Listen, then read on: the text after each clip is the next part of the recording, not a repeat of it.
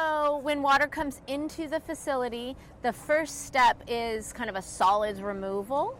And that's prior to the processes we're developing. It's a standard process where you settle out all the large solids.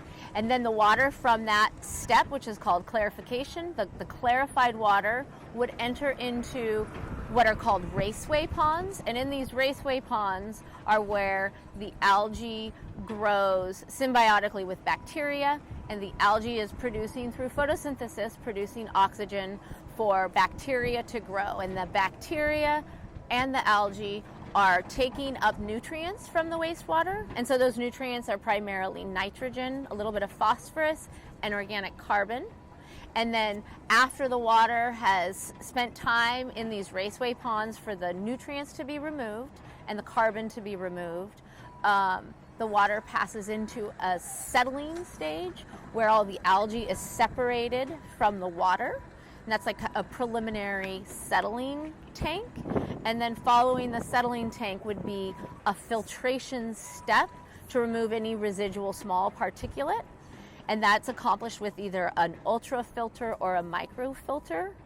And then following the filtration step is a disinfection step. And we're looking at UV for disinfection. Some people use chlorine. And then at that point, once the water has been disinfected, it should be, we're developing a process that the water after the disinfection step will meet the requirements for the California Title 22, which is for unrestricted reuse for irrigation purposes. It's non-potable reuse.